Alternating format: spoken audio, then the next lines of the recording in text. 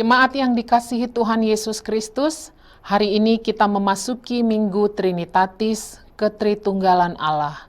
Marilah kita memasuki persekutuan yang kudus dengan Tuhan.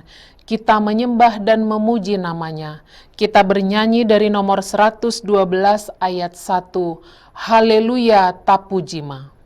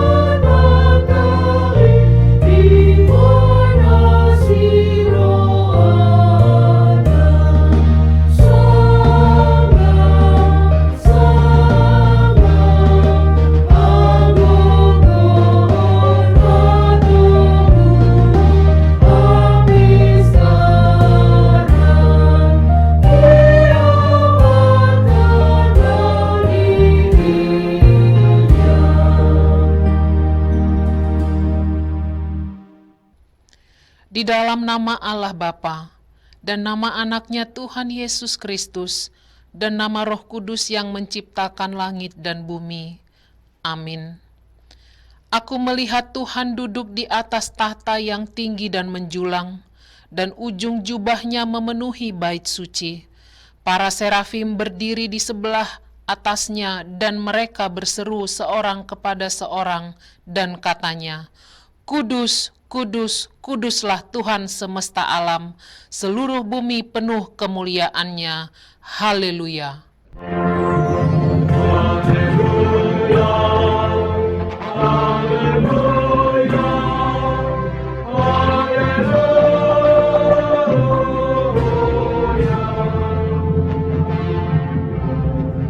Marilah kita berdoa. Ya Allah kami, Allah Bapa, Anak, dan Roh Kudus, kami mengucapkan terima kasih kepadamu karena Tuhan menjadikan, menyelamatkan, dan menguduskan kami melalui kasih-Mu. Jagailah kami dari mara bahaya dan pencobaan. Hiburlah kami pada waktu kesusahan. Bantulah kami kalau jatuh. Pimpinlah kami di akhir hidup kami, agar kami masuk ke dalam kerajaan-Mu. Di sanalah kami memuji Tuhan dalam hati dan perkataan yang baharu. Amin. Kita bernyanyi dari nomor 9 ayat 1, Hupuji holong ni rohamu.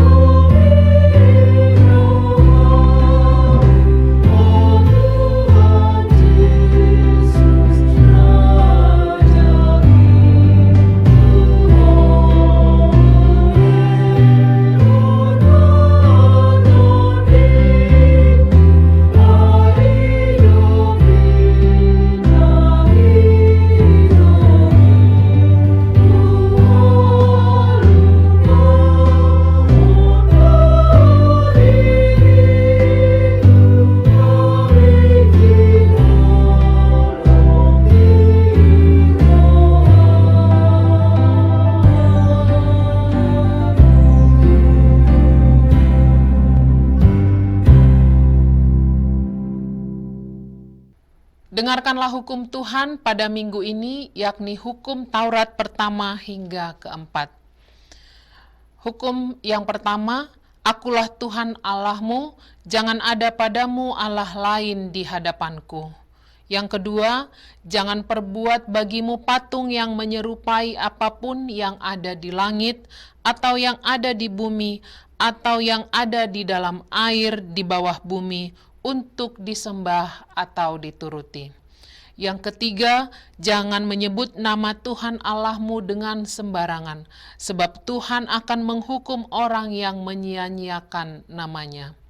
Yang keempat, ingat dan kuduskanlah hari Sabat. 6 hari lamanya engkau akan bekerja dan melakukan segala pekerjaanmu. Tetapi hari ke-7 adalah hari Sabat Tuhan Allahmu. Maka jangan melakukan sesuatu pekerjaan.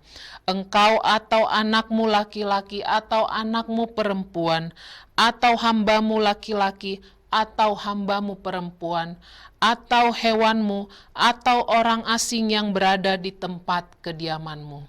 Sebab pada 6 hari lamanya Tuhan menjadikan langit dan bumi, laut dan segala isinya, dan Ia berhenti pada hari yang ke-7. Itulah sebabnya Tuhan memberkati hari Sabat dan menguduskannya. Demikian hukum Tuhan, marilah kita memohon kekuatan dari Tuhan. Ya Tuhan Allah, kuatkanlah kami melakukan yang sesuai dengan hukum-Mu. Amin. Kita bernyanyi dari nomor 172 ayat 1, O Yesus Panondang.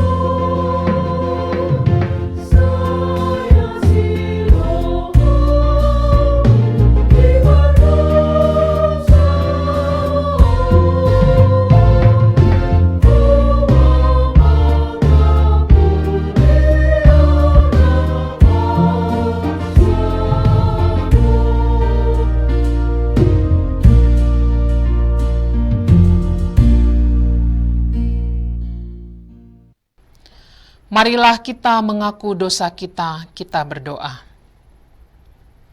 Ya Tuhan Allah Bapa kami yang Maha Kuasa, kami berseru dan memanggil nama-Mu karena kami susah dan gelisah mengingat segala dosa dan kejahatan kami.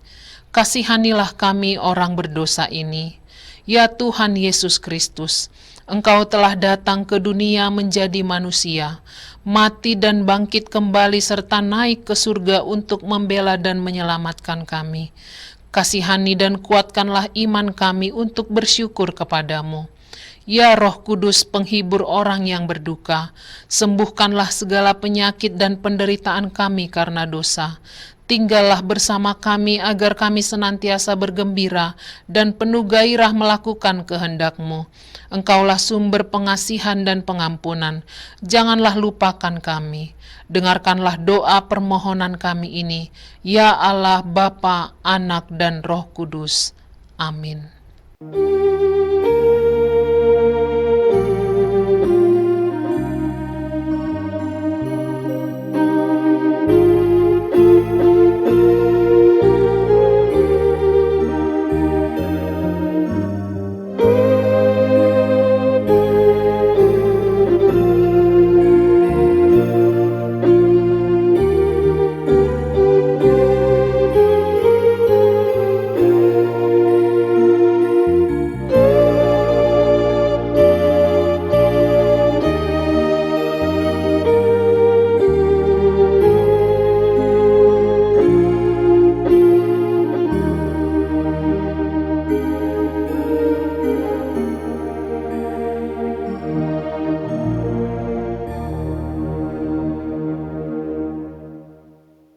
Janji Tuhan tentang pengampunan dosa kita. Karena semua orang telah berbuat dosa dan telah kehilangan kemuliaan Allah, dan oleh karena kasih karunia telah dibenarkan dengan cuma-cuma karena penebusan dalam Kristus Yesus. Kristus Yesus telah ditentukan Allah menjadi jalan pendamaian karena iman dalam darah-Nya. Kemuliaan bagi Allah di tempat yang maha tinggi. Amin. Kita bernyanyi dari nomor 183 ayat 1, Najub Pangau.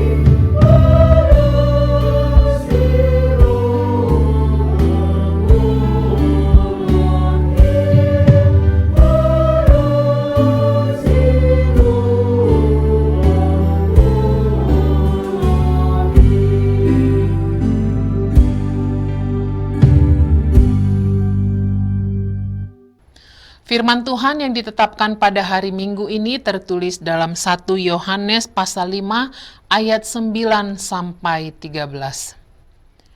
Kita menerima kesaksian manusia, tetapi kesaksian Allah lebih kuat, sebab demikianlah kesaksian yang diberikan Allah tentang anak-Nya. Barang siapa percaya pada anak Allah, ia mempunyai kesaksian itu di dalam dirinya. Barang siapa tidak percaya kepada Allah, ia membuat dia menjadi pendusta, karena ia tidak percaya akan kesaksian yang diberikan Allah tentang anak-Nya. Dan inilah kesaksian itu, Allah telah mengaruniakan hidup yang kekal kepada kita, dan hidup itu ada di dalam anak-Nya. Barang siapa memiliki anak, ia memiliki hidup. Barang siapa tidak memiliki anak, ia tidak memiliki hidup. Semuanya itu kutuliskan kepada kamu, supaya kamu yang percaya kepada nama anak Allah, tahu bahwa kamu memiliki hidup yang kekal. Demikian firman Tuhan, berbahagialah orang yang mendengar firman Allah serta memeliharanya. Amin. Kita bernyanyi dari nomor 192 ayat 1, O Tuhan Yesus Rajani Sudena.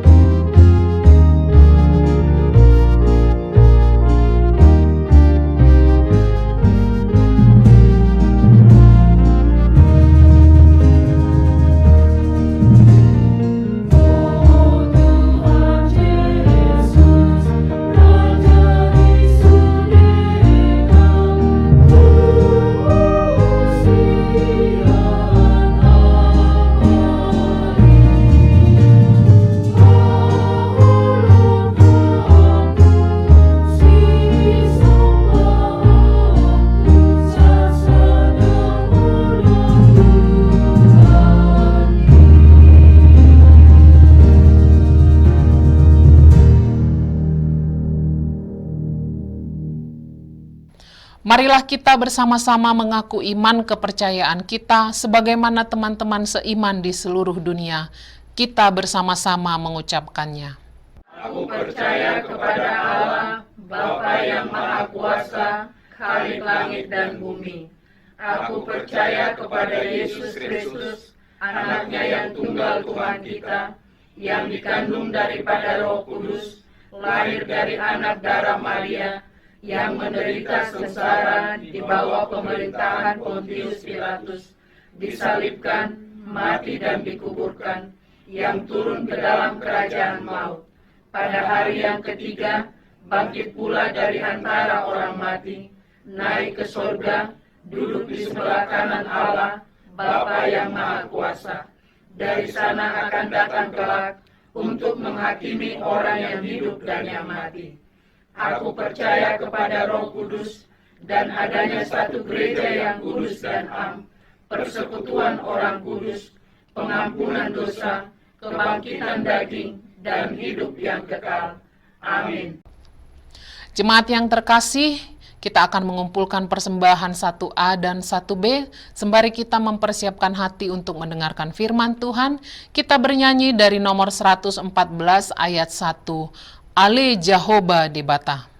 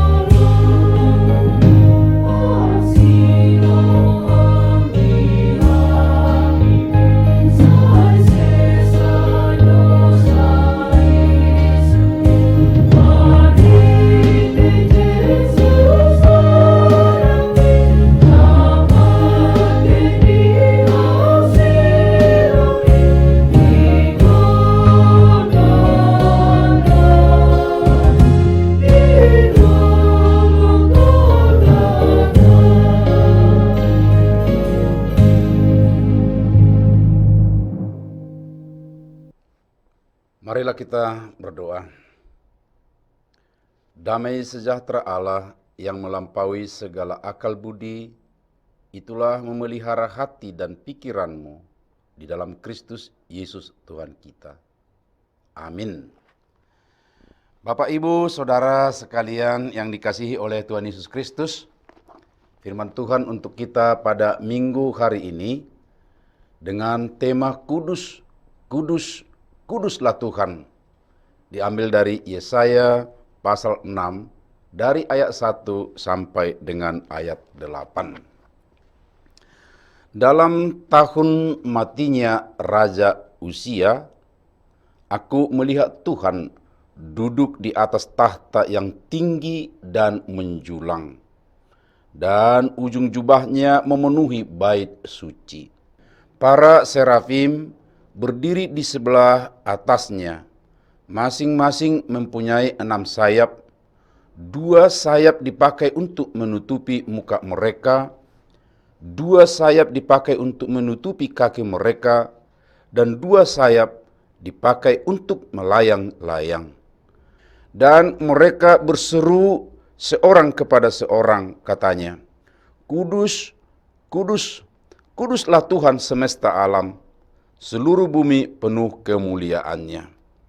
Maka bergoyanglah alas ambang pintu disebabkan suara orang yang berseru itu, dan rumah itu pun penuhlah dengan asap. Lalu kataku, celakalah aku binasa, sebab aku ini seorang yang najis bibir, dan aku tinggal di tengah-tengah bangsa yang najis bibir.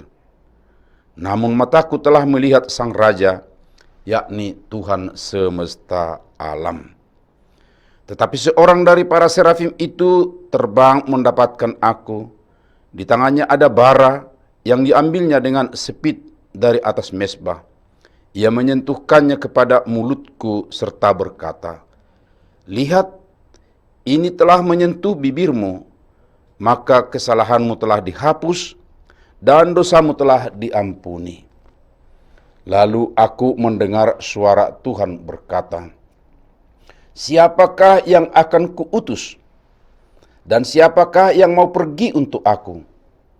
Maka sahutku, ini aku, utuslah aku. Demikian pembacaan firman Tuhan. Bapak, Ibu, Saudara yang dikasihi oleh Tuhan Yesus Kristus, perjumpaan manusia dengan Tuhan dalam arti yang dalam ditandai dengan kekudusan Tuhan dan keberdosaan manusia, kecuali Adam dan Hawa tentunya, dan itu pun tidak lama, sebab setelah mereka ditempatkan di suatu tempat khusus, yaitu di Taman Eden, mereka berdosa dan harus terusir dan di tempat itu. Ingatlah, Abraham yang berada di daerah asalnya Ur Kasdim, seberang sungai Efrat. Ya, kita ingat di Yosua 24 ayat 15. Musa sendiri bertemu Tuhan di padang belantara, tempat menggembalakan domba yang disebutkan pada saat itu. Bahkan oleh Allah sendiri, tempat di mana dia berdiri itu adalah kudus, kata Tuhan. Jauh sesudahnya, Yohanes di pulau Patmos yang kecil pun mendengar dan melihat kekudusan Tuhan itu, yang kontras dengan keberadaan orang-orang di dunia. Ini bisa kita tahu dari Wahyu pasal 4. Demikianlah juga ketika Yesaya mengawali pelayanannya, walaupun sangat singkat digambarkan keadaannya, dan umat di sekitarnya berada dalam keberdosaan, dan Allah sendiri yang kudus datang mengunjungi dirinya, yang diawali dengan kehadiran para malaikat, yaitu serafim, yang bermakna secara harfiah adalah makhluk yang menyala. Mereka menyanyikan paduan suara indah, sebagaimana sering kita dengar dalam nyanyian rohani nomor 4. Kudus, kudus, kudus Tuhan Maha Kuasa, pemerintah masa, Allah dan Raja kaum sekalian.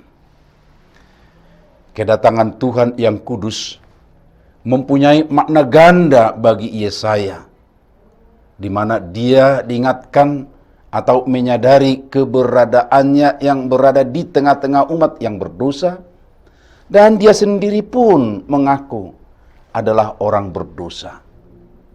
Dengan kehadiran Tuhan ditandai dengan kedatangan malaikat, dan atas seruan kudus, kudus, kuduslah Tuhan semesta alam, seluruh bumi penuh kemuliaannya, dia pun diubahkan menjadi seorang utusan Tuhan ke dunia sekitar, ke tengah umat Tuhan dan warga sekitar mereka yang dipenuhi keberdosaan. Secara harfiah, kata kados, yaitu kata dalam bahasa Ibrani untuk kata kudus, adalah terpisah. Atau jika berkaitan dengan tempat atau orang disebut kudus, berarti sesuatu itu sudah menjadi bagian atau diasingkan untuk menjadi milik Tuhan. Juga di dalam ungkapan kudus itu ada makna kebersihan dan kemurnian. Apakah berarti dia terpisah dari manusia yang tidak sempurna, atau sangat jauh dari kita manusia berdosa? Tentu tidak. Tuhan hendak menyatakan bahwa dia berada di antara umatnya meskipun berdosa, dan inilah sesuatu yang sangat berharga. Kekudusannya tidaklah menjauhkan dia dari kita. Justru kedatangannya adalah untuk menguduskan mereka yang bersedia dan mau. Bahkan dari antara mereka hendak diutus oleh Tuhan untuk menguduskan umat di sekitarnya. Dan itulah pesan yang sangat berharga untuk dunia kita sekarang. Mengapa? Dunia kita sekarang ini, dunia modern, penuh anugerah teknologi canggih dari Tuhan. Baik seperti di zaman Menara Babel dengan teknologi tinggi, tapi sudah banyak memakainya untuk menentang atau melawan rencana Tuhan. Kini dengan teknologi modern, tidak sedikit orang memakainya untuk melakukan keberdosaan. Perhatikan, di mana-mana ada praktik korupsi, sampai muncul istilah korupsi berjemaah. OTT itu pun masih saja ditemui, walaupun sudah banyak yang dijebloskan ke penjara. Sepertinya tidak ada rasa takut dan rasa malu lagi.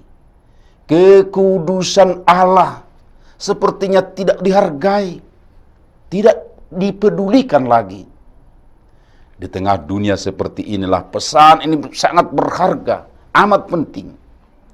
Gereja-gereja dewasa ini juga memerlukan penglihatan Allah di tengah-tengah mereka sebagai Tuhan yang kudus dan hakim segala sesuatu.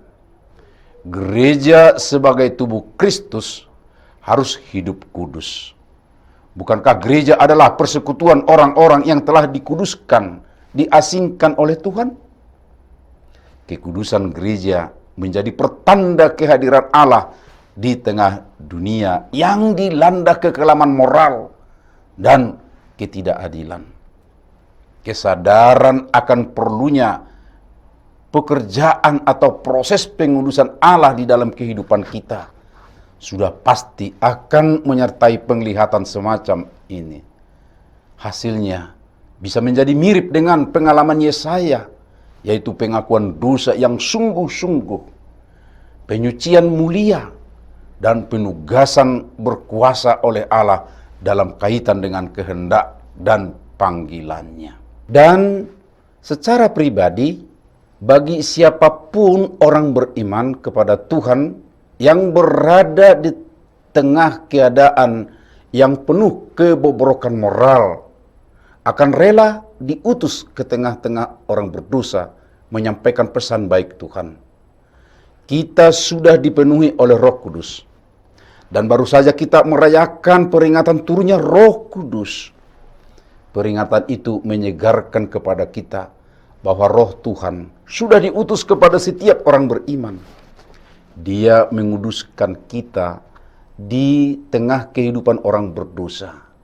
Karena itu, bagi setiap orang yang telah dipenuhi oleh Roh Kudus, seperti kita ini semua, tentu akan siap dan rela berkata seperti Yesaya, "Ini aku, utuslah aku." Setelah dikuduskan, seseorang itu diutus.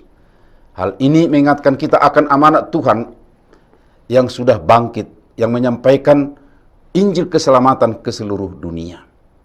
Jikalau perintah untuk pergi itu menguasai hati kita, kita akan menanggapinya seperti Yesaya, "Ini aku, utuslah aku." Amin. Marilah kita berdoa.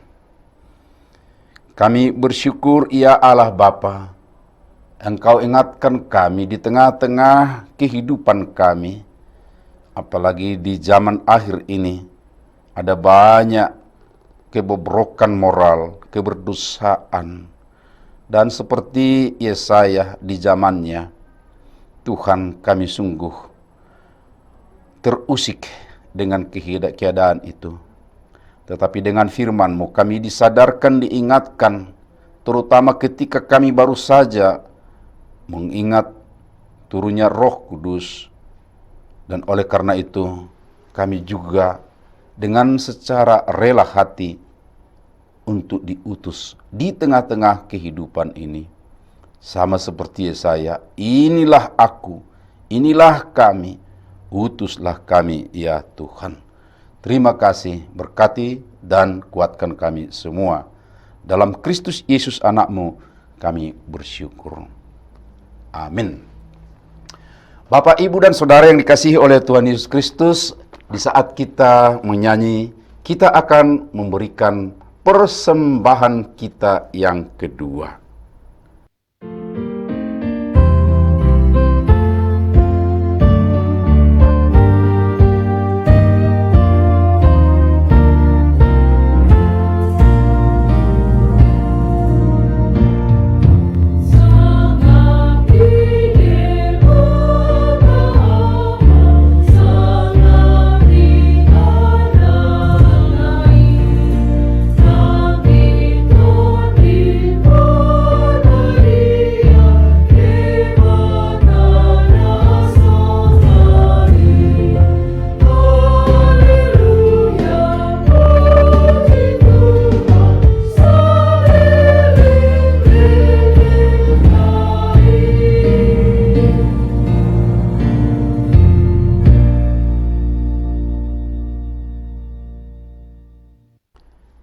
Marilah kita berdoa untuk menyerahkan persembahan kita kepada Tuhan. Ya Allah Bapa kami yang di sorga, kami mengaku bahwa Tuhan adalah sumber dari segala karunia yang melimpah dalam kehidupan kami masing-masing. Sebagian daripada karunia itu, kami serahkan kembali sebagai persembahan kepada Tuhan. Terimalah dan berkatilah persembahan umat-Mu ini, agar dapat kami pergunakan untuk pekerjaan dan pelayanan kerajaan Tuhan di dunia ini. Bukalah hati kami untuk mengenal betapa banyak berkat dan karunia yang kami peroleh dari Tuhan, supaya kami senantiasa bersyukur kepadamu, di dalam nama Yesus Kristus Tuhan kami. Amin.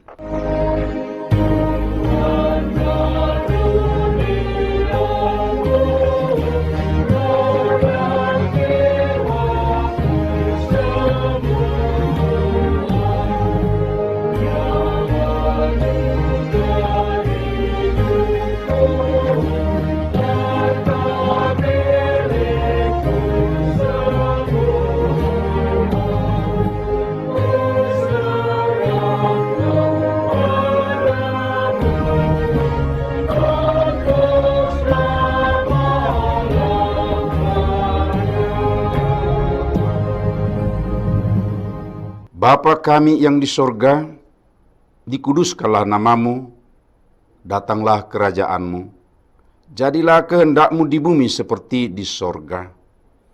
Berikanlah kami pada hari ini makanan kami yang secukupnya, dan ampunilah kami akan kesalahan kami, seperti kami juga telah mengampuni orang yang bersalah kepada kami. Dan janganlah membawa kami ke dalam pencobaan, tetapi lepaskanlah kami daripada yang jahat.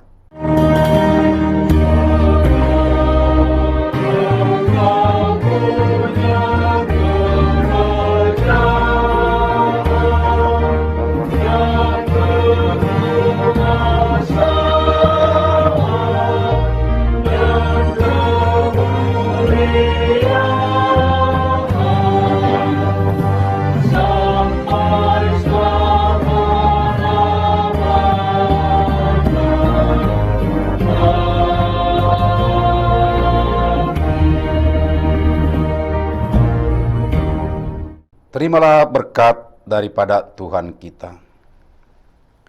Tuhan memberkati engkau dan memelihara engkau. Tuhan menyinari engkau dengan wajah-Nya dan memberi engkau kasih karunia. Tuhan menghadapkan wajah-Nya kepadamu dan memberi engkau damai sejahtera. Amin.